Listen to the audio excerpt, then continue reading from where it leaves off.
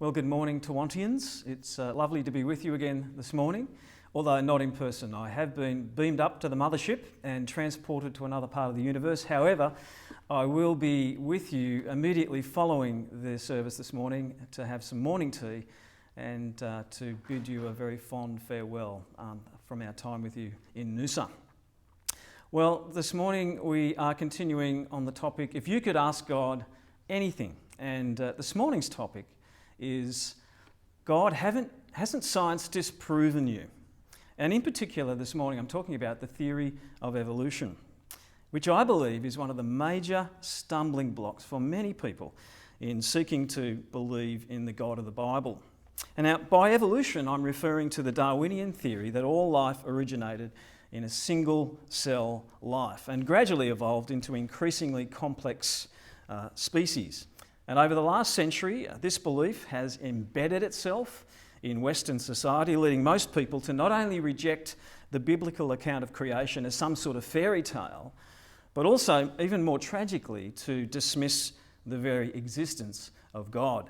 In regard to this theory, there are two popular impressions that are given. The first one is that the theory of evolution itself is somehow disproves the very existence of God, and the second problem being that the theory of evolution is supported by a vast, irrefutable body of evidence. Now, this morning I want to say to you as strongly as I possibly can that neither of those propositions is even close to being true. So, let's have a look at the first one.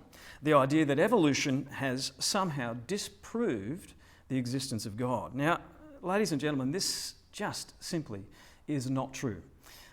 Now, there are many Christians in the world today who believe that God used the process of evolution to create life. Now, they see no conflict between evolution and belief in their Christian faith. And I must say I'm not of this opinion, but there are plenty of intelligent Christians who do hold that position. Now, this view is commonly referred to as theistic evolution, the belief that God used the process of evolution to create life.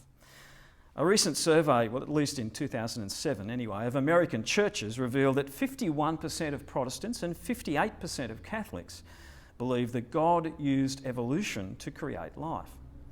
Now, you see, the reason why these people feel quite comfortable believing in both God and evolution is that the theory of evolution provides absolutely no answers for the truly big questions regarding our origins.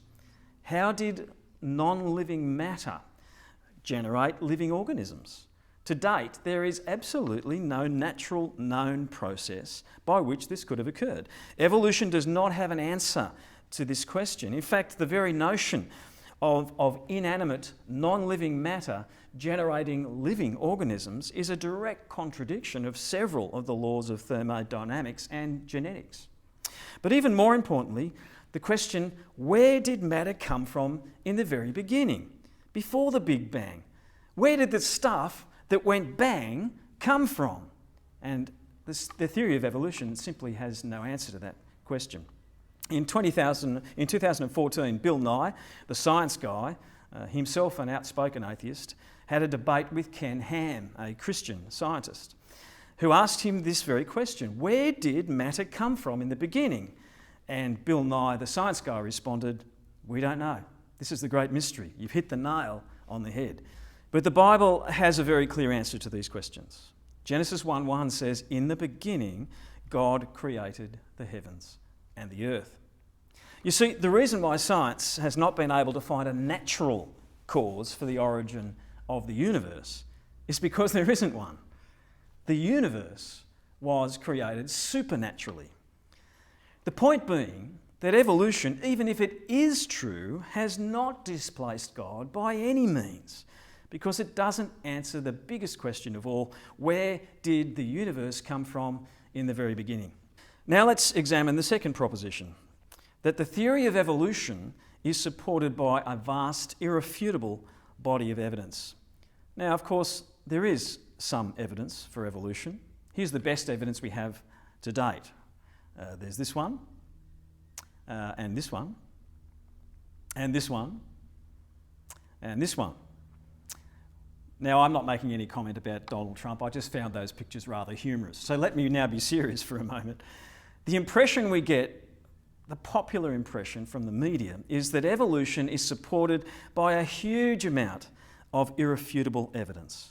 But not only is this not the case, but many significant scientific developments in recent decades have seriously undermined the theory of evolution. The reality today is that the theory of evolution is in serious trouble, and there is a growing number of respected scientists who have abandoned the theory completely. In recent years, for example, a number of academic papers have been published, a number of academic books have been published discussing the significant flaws in the theory. And one such work is this one, More Than Myth. And of particular significance is Dr. Casey Luskin's contribution in Chapter 10, The Top 10 Scientific Problems with Biological and Chemical Evolution. Now, here are just the first 5 problems that Dr. Casey Luskin iterates.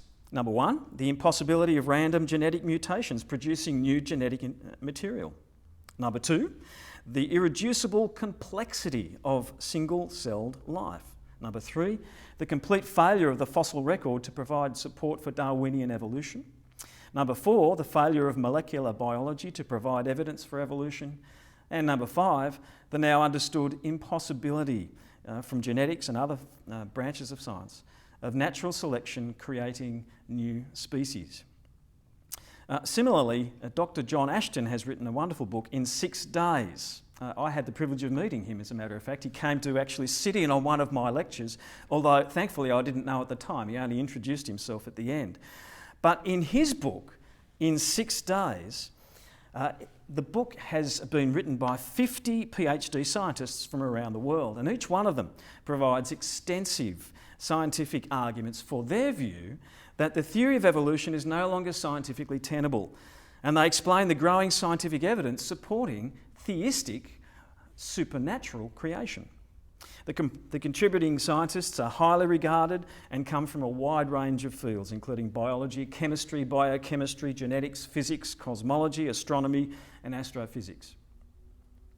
Well, having said all that, let me briefly highlight a couple of the major flaws that have emerged in recent years regarding the theory of evolution, and then following that I want to turn to the scriptures to counterpoint that and see what God's word says. So firstly, the complete failure of the evolutionary fossil record. Listen to what Dr. Roberto Fondi, Professor of Paleontology at the University of Siena, Italy, comments.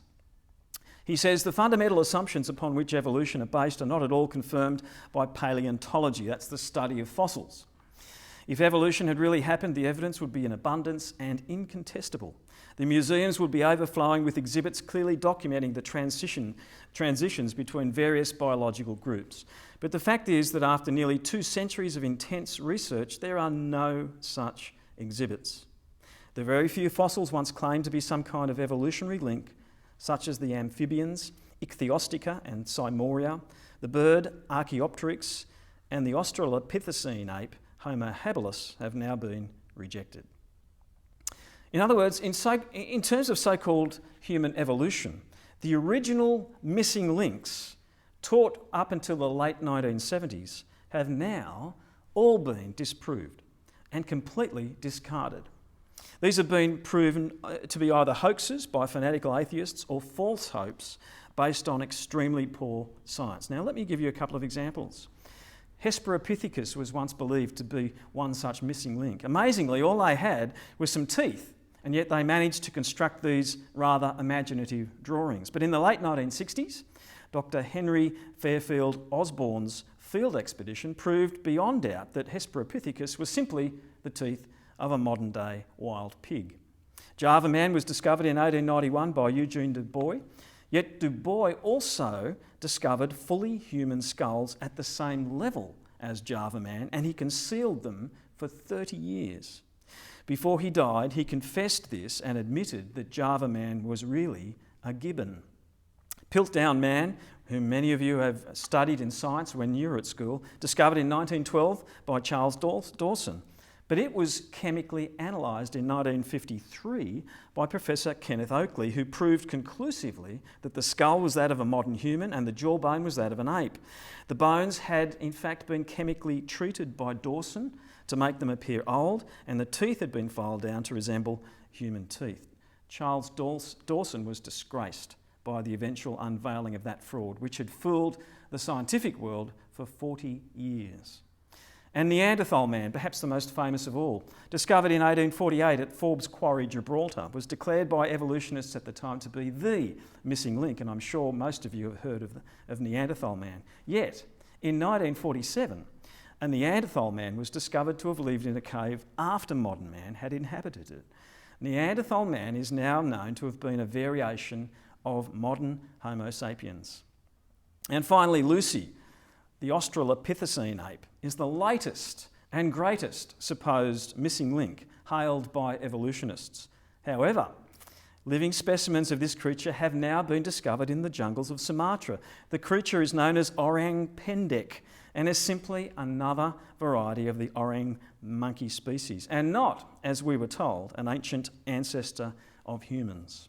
The well-known French scientific journal Science et Vie admitted this fact in February 1999 in its issue with the headline, "Adieu Lucy, farewell Lucy," and the statement that Australopithecus can no longer be considered the ancestor of man.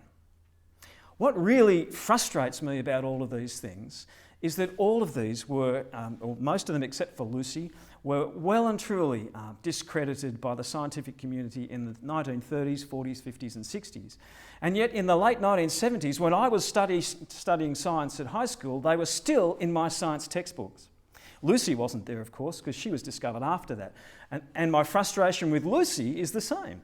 She was discredited in 1999, and yet she still appears in science textbooks in public schools to this very day. And I was speaking to a Year 12 student just recently, and she told me that they are studying Lucy still at university. In fact, every single supposed transitional form between monkey and man has now been completely discarded. The current monkey to man evolutionary chain now looks like this. There is not a single transitional form in existence. This is also true of supposed evolutionary stages, fish to amphibians, amphibians to reptiles, and reptiles to birds. There is not a single transitional fossil in existence. Professor Roberto Fondi, whom I quoted earlier, says this: "There remains today not one single transitional link between any two species. The theory of evolution is not supported by paleontology." I don't know whether you've ever been to Washington, D.C. and visited the Smithsonian Museum, but it is the premier museum in America, and it is colloquially considered to be the head office of evolution. It used to have an exhibit called Origin of Life, Apes to Man, which featured impressive representations of the various transitional ape-man forms. The display was eventually closed down in the early 1980s, and a sign was placed outside it reading, "A lot has happened since this exhibit opened in 1974.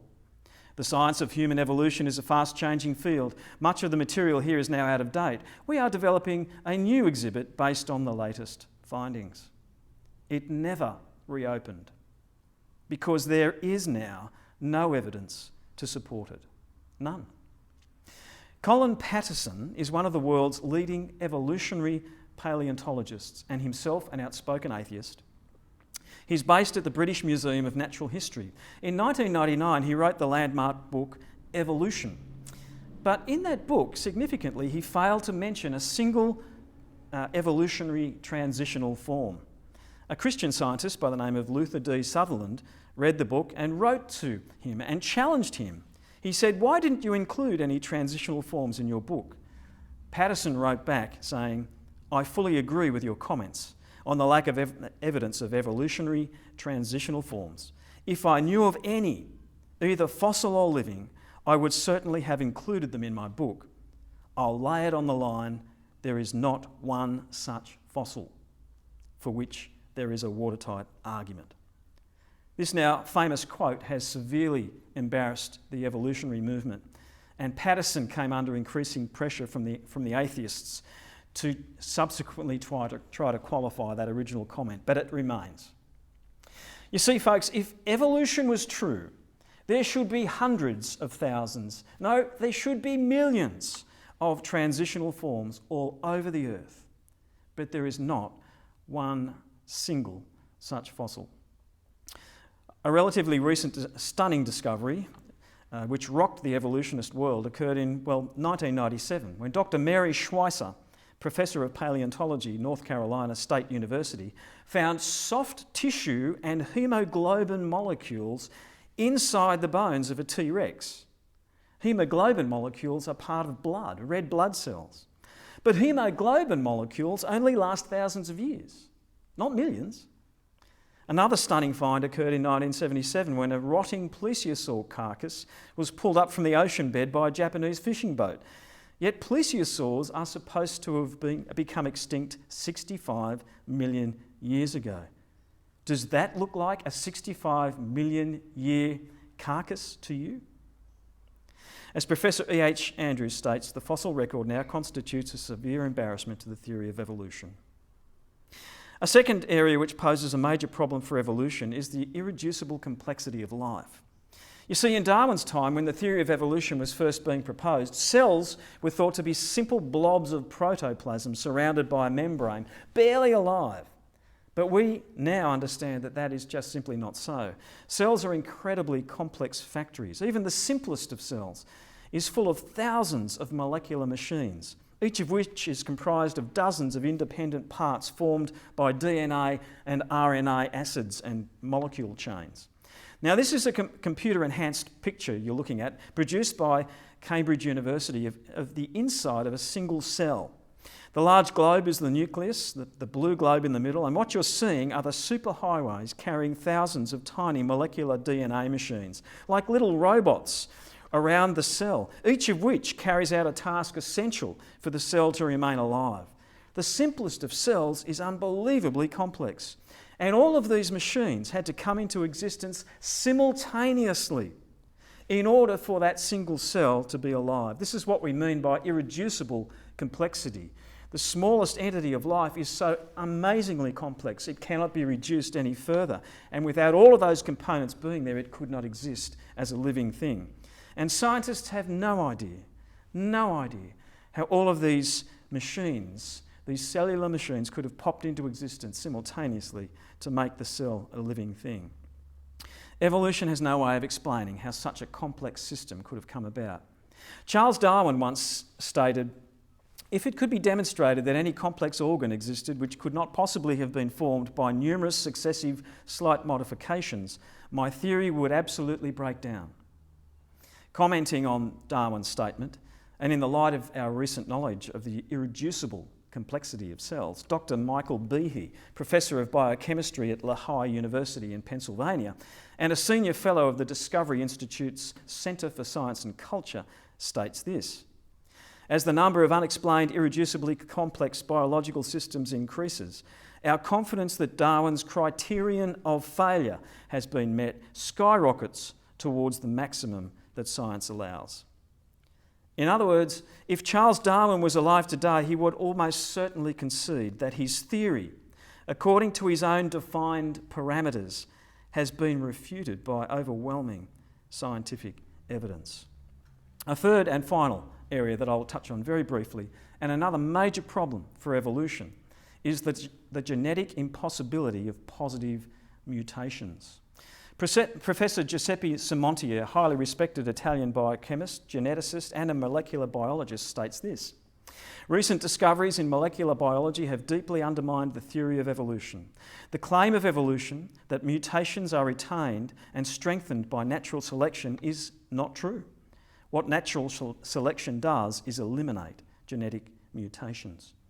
Similarly, Professor Maciej Gurtijk, a geneticist associated with Toruń University, Poland, and a member of the Polish Academy of Dendrology, states this: "Evolution is not a science, it is a philosophy.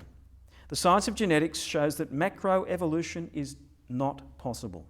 The main argument of evolution evolutionists is that small positive or beneficial mutations occur in the reproduction cells and are retained by natural selection. These mutations are said to gradually accumulate over time until a new species is formed. Now, I'm a geneticist, and I can confirm that in all the studies, in all the laboratories around the world, where many generations of organisms have been observed, nowhere have positive mutations ever been observed. All mutations are either neutral or harmful. They are never an improvement. As Dr. Ken Ham states, if they had known about genetics in Darwin's day, the theory of evolution would never have gotten off the ground. By the way, have you heard of Mitochondrial Eve? Mitochondrial Eve. In 1979, Drs. Alan Wilson and Rebecca Cann studied the mitochondrial DNA in women, and they discovered that all women currently living on the earth had a single common female progenitor. Now, mitochondrial DNA is a very small section of the whole human DNA chain, the DNA helix. It's a very small section. In fact, it was the first part of the human DNA to be decoded by the Human Genome Project in the early thousands. But mitochondrial DNA is only inherited from your mother. And they reached a very sure conclusion that all women on the earth today can be traced back to a single female progenitor. Now, two studies in 1981 and 1983 cast some doubt on this, but in 1986, after more detailed research, their hypothesis was finally, and very reluctantly, I might say, accepted by the scientific community. Their findings were published in Nature and Science journals in 1987. A flurry of more popular publications then followed, including Newsweek, National Geographic, as well as a Discovery Channel documentary entitled The Real Eve, 5 Billion People from One Woman. The Wikipedia entry on Mitochondrial Eve states, shortly after the 1987 publication, criticism of its methodology was published. Although the original publication did have analytical limitations, the findings have since proven robust. The name Mitochondrial Eve alludes to biblical Eve. How do evolutionists explain Mitochondrial Eve? Well, they have to concede that all women alive on the face of the earth today are descended from one woman. That is now a scientifically established fact. But they get around it by proposing that there were probably thousands of other women alive at the time of Mitochondrial Eve, but that Mitochondrial Eve's lineage is the only one that has survived to this day. The lineage of all the other women apparently died out. What is their evidence for this postulation? Absolutely none. There is no evidence for that. It's pure conjecture. They believe it simply because they want to believe it, because otherwise they are faced with having to accept the story of the Bible, that there were literally only two original human beings, Adam and Eve. As a result of these and many other significant problems now emerging with the theory of evolution, two extremely important scientific conferences have been held in recent decades to evaluate the ongoing viability of the theory of evolution. The sad thing is that you've probably never heard of them, yet they are groundbreaking. The first was in November 1980 at the Natural History Museum in Chicago, where a large number of the world's leading geneticists and other scientists met to consider the issue of whether the small changes in varieties, sometimes referred to as microevolution, lead to the big changes necessary for Darwinian evolution, macroevolution, one species transforming into another. The findings of the Chicago conference were reported in the December 1980 issue of Science magazine, and this is their findings. The central question of the Chicago conference was whether the mechanisms underlying microevolution can be extrapolated to explain the supposed phenomena of macroevolution. At the risk of doing violence to the opinion of some of the scientists at the meeting, the answer was a clear no. In other words, a meeting of the world's leading geneticists in 1980 came to the conclusion that Darwinian evolution is genetically impossible. The second conference of scientists, or series of conferences more accurately, took place in around 2002 in France and was attended by leading scientists from around the world who formed a voluntary organisation called Cercle d'études scientifiques et historiques. Pardon my French. The purpose was, once again, to determine whether the theory of evolution can still be considered to be a valid scientific theory. After a period of intense scrutiny and rigorous evaluation of all the evidence, this was their published conclusion. The theory of evolution is not supported by science. Many scientists have accepted the theory because they assume it to be an established fact, but those scientists who have investigated it, however, find that evolution is a belief, not a science. In his book, God, Science and Evolution, Professor E.H. Andrews wrote, "Speaking as a scientist, I believe that in another 20 years, the theory of evolution will have been totally discredited, purely on scientific grounds. The enormous gaps in the theory are beginning to emerge, not of course in the popular versions of evolution, but in the findings of scientists who are studying these matters at depth. The popular impression is given that evolution is scientifically proven. This view is terribly biased and ignores the yawning chasms in the theory, which make it unacceptable to me as a scientist." There endeth the scientific part of my talk, and I want to just briefly bring it in and conclude. What's the take-home message from all of this? Let me summarise in 4 very quick points. Firstly, the scientific evidence for evolution is diminishing rapidly, with many recent discoveries directly contradicting the theory. Secondly, the only 2 scientific conventions ever held for the purpose of evaluating the theory of evolution have completely repudiated it. Completely. Thirdly, even if evolution is true, it doesn't disprove the existence of God because it does not answer the ultimate questions of origin. And fourthly, we Christians should not be embarrassed about believing the Bible, and we should be equipped to engage in intelligent conversation with skeptics and with inquirers on this very topic. It's truly puzzling to me how easily and unthinkingly a large proportion of the Christians in the world today have surrendered to the theory of evolution, relegating the biblical account to the realm of mythology and embracing the theories of atheistic scientists, theories which, as it turns out, over recent decades have become increasingly unsubstantiated. On the other hand, true science, based on actual evidence, overwhelmingly supports the narrative in the Bible of creation. Max Born, the German physicist who won the Nobel Prize for Science in 1954, said this: "Those who say that the study of science must make a person an atheist must be rather silly people." And Albert Einstein famously stated, "The more I study science, the more I believe in God." You know, he's right. God has nothing to fear from science. In the end, true science, evidential science, simply corroborates what the Bible has said all along. So let me ask you, which will you believe? The increasingly unsubstantiated theories of man, or the inspired, infallible, authoritative Word of God?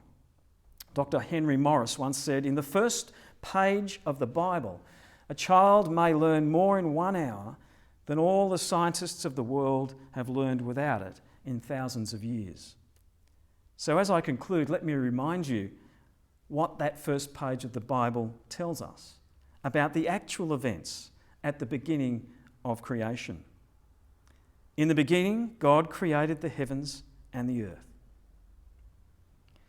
And the earth was without form and void, and darkness was upon the face of the deep, and the Spirit of God moved upon the face of the waters. Then God said, "Let there be light," and there was light. And God made a vault over the water, and he called the vault sky. And God said, "Let water under the sky be gathered together, and let dry ground appear." Then God said, let the land produce vegetation. And God said, "Let there be lights in the heavens."